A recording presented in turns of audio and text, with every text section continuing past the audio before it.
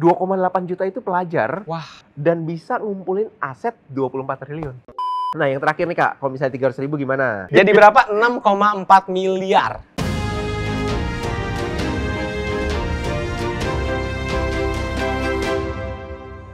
Di bulan November 2022, investor pasar modal Indonesia resmi mencapai 10 juta orang.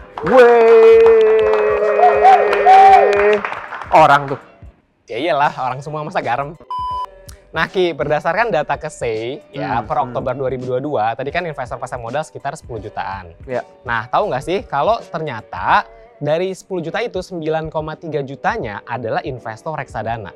Banyak ya ternyata, rata-rata semuanya invest di reksadana ya. Paling banyak, karena emang paling gampang buat mulai kan ya. Yes. Nah, yang belum mulai 90%-annya. 90%-annya. Yang belum mulai bisa mulai langsung dibibit, download apps-nya. Yes. Promosi dikit. Betul. Nah, terus yang kedua, 4,3 juta itu adalah investor saham. Kan, nah, jadi ada irisan lah ya. Ya, 4,3 jutanya. Nah, terus yang paling yang paling kecil itu 800.000 adalah investor surat berharga negara atau SBN. Yang baru-baru ini booming nih. Yang baru-baru ini booming gitu. Tapi kita melihat progres ya, walaupun masih nggak rata gitu ya. Orang banyaknya mulai dari reksadana, tapi ada progres lah, semuanya meningkat. Kita telusuri lagi faktanya mengenai jenis pekerjaannya. Jadi kalau dilihat lagi dari data yang sama gitu ya, dari sekitar 10 jutaan orang ini, nomor 1 itu paling banyak ternyata pekerjaannya adalah pegawai swasta, negeri ataupun guru, yaitu sebesar 32%. Ya, yang orangnya memang udah kerja ya. Emang udah kerja dan udah punya duit. Yes, menariknya nih yang kedua nih. Yang kedua kenapa tuh? Yang kedua 28%-nya itu pelajar yang kedua. Berarti sekitar 2,8 juta itu pelajar? 2,8 juta itu pelajar. Wah. Dan bisa ngumpulin aset 24 triliun. Wah, buset. Jadi semua pelajar ini yang sekitar 2,8 juta tadi, total asetnya 24 triliun? 24 triliun. Oke. Gila ya. Gede banget jadi ya. Gede banget karena pelajar ya. Ternyata pelajar sekarang tuh udah punya kemampuan punya kemampuan udah punya modal buat investasi ya. Bener. Ya nggak heran sih ya Ki, karena memang sekarang kan mungkin pelajar uang jajannya itu udah ratusan ribu mungkin ya. Atau bahkan ada juga yang jutaan. Betul. Nah tadi kalau misalnya dilihat pelajar nih Kak, punya aset 24 triliun, berarti setiap pelajar itu kira-kira rata-ratanya itu punya aset investasi itu 8 jutaan loh. 8 jutaan, yes benar. Lumayan gede ya kalau di rata-rata. Pelajar loh. 8 juta ya. Gue dulu pas pelajar kayaknya paling banyak tabungan gue 300.000. Ratusan ribu lah. Ratusan ribu ya. Ini udah punya jutaan. Wah, hebat banget. Iya ya. Gimana kalau misalkan dari pelajar mereka udah nabung rutin nih. Sekarang aja udah punya 8 jutaan, tapi dia terus nabung rutin. Karena umurnya juga masih muda ya. Umurnya masih muda. 17 sampai 24 lah. Yes, benar.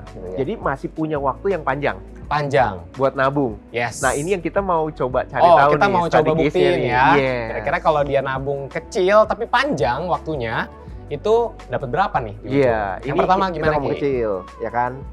Yang pertama ini misalnya cuma nabung 100.000 per bulan. 100.000 per bulan, gampang lah ya buat pelajar zaman sekarang. Gampang, ya kan ini asetnya itu 8 jutaan. 20 tahun. 20 tahun? Sama 20 tahun, return per tahunnya 5%. 5% kecil aja lah ya? Yang kecil aja lah ya, karena 20 tahun kan ya. Nah, jadi berapa tuh? Itu bisa jadi 39 juta. 39 juta? Padahal dia cuma keluarin 24 juta. Modalnya 24 juta, jadi 39 juta karena investasi ya? Betul. Lumayan. Dapat untung lebih dari 50% ya. Berapa tuh? Coba hitung.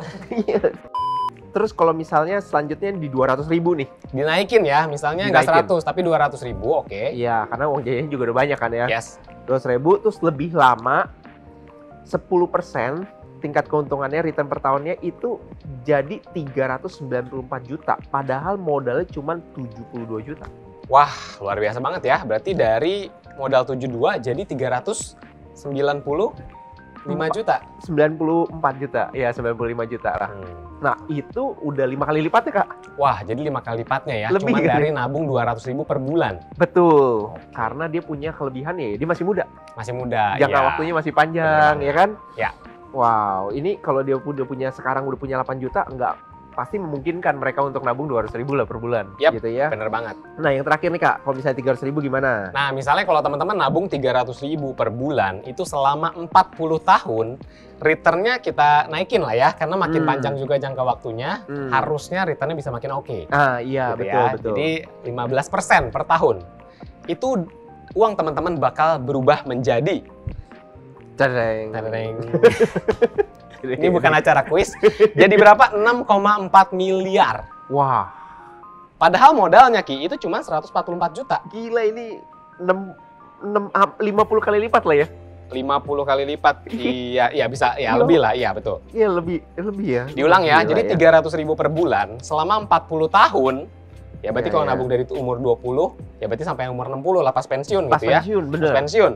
Itu returnnya cuma 15% per tahun. Iya. Jadi 6,4 miliar. Wah, gila sih. Ini gila banget sih kalau mereka mau konsisten ya. Kalau mereka mau konsisten, betul. 28% ini ya. Kesimpulannya adalah, jadi semakin dini kita mulai investasi gitu ya. Apalagi kalau emang umur-umur masih pelajar, itu kita bakal semakin untung, Ki. Karena memang teman terbaik investasi itu adalah waktu. Yes. Gitu ya. Jadi kalau misalnya kita kuncinya adalah konsisten. Kalau kita bisa konsisten gitu ya, investasi terus selama puluhan tahun, hasilnya kita itu nanti bakal nggak disangka-sangka deh. Yes. Bakal gede banget. Karena tadi udah terbukti dari cuman 300.000 per bulan bisa jadi 6,4 miliar. Udah tapi gitu aja. Yang penting konsisten. Ya, meskipun bukan pelajar juga bisa konsisten. Bisa banget. Oke. Guys, thank you udah nonton video kali ini. Jangan lupa klik di sini buat subscribe dan klik di sini untuk nonton video lainnya.